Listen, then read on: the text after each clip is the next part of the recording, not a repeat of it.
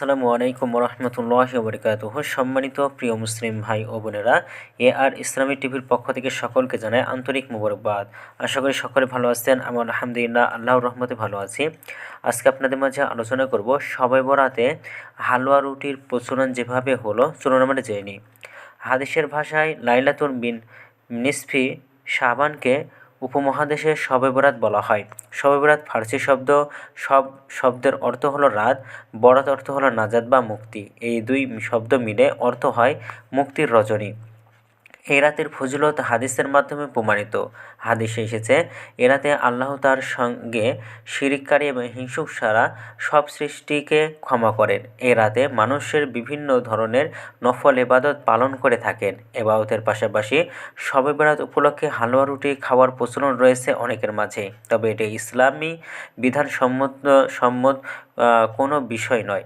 নবী করিম সাল্লাল্লাহু আলাইহি ওয়াসাল্লামের যুগে শবে বরাত বা লাইলাতুল বিন্নাস শাবানকে কেন্দ্র করে হালুয়া রুটি খাওয়া বা প্রতিবেশীদের মাঝে বিলানোর কোনো প্রচলন ছিল বলে হাদিসে পাওয়া যায় না। তবে বাংলাদেশের 19 শতকের শেষের দিকে শবে বরাত পালনের ব্যাপক প্রচলন শুরু হয় বলে মতামত দিয়েছে অনেক ইতিহাস বিশেষজ্ঞ। অনেকে আবার হালুয়া রুটির প্রচলনের বিষয়ে উহুদ যুদ্ধের রাসূলুল্লাহ সাল্লাল্লাহু আলাইহি ওয়াসাল্লামের দাঁত শহীদ হওয়ার ঘটনাকে সামনে নিয়ে আসে। বলতে শোনা যায়, উহুদ যুদ্ধে যখন নবী করিম সাল্লাল্লাহু আলাইহি ওয়াসাল্লামের দান মোবারক শহীদ হয়েছিল, তখন কিছুদিন কোনো প্রকার শক্ত খাবার খেতে পারতেন না।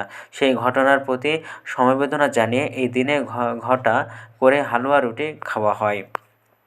এ বিষয়ে রাজধানীর দারুল রাশাদ মাদ্রাসার সিনিয়র মুহাদ্দিস এবং মিরপুর বাইতুল ফালাহ জামে মসজিদের খতিব মাওলানা ওমায়ের কব্বানী ঢাকা পোস্ট থেকে বলেন যে, উহুদ যুদ্ধ তো শাবান মাসের 15 তারিখে হয়নি, তা হয়েছে শাওয়ালের 7 তারিখে। সুতরাং যদি সে কেন্দ্রিক কোনো বিষয় থাকতো, তাহলে তা শাওয়াল মাসের 7 তারিখে থাকতো, শাবানের 15 তারিখে নয়। তিনি বলেন, আমাদের এই অঞ্চলে অনেক কাজকর্মে শিয়াদের কিছু প্রভাব রয়েছে। তাদের মাধ্যমে মুসলিম সমাজে শবে বরাত উপলক্ষে হালুয়া রুটি খাওয়ার এই প্রচলন শুরু হয়ে থাকে।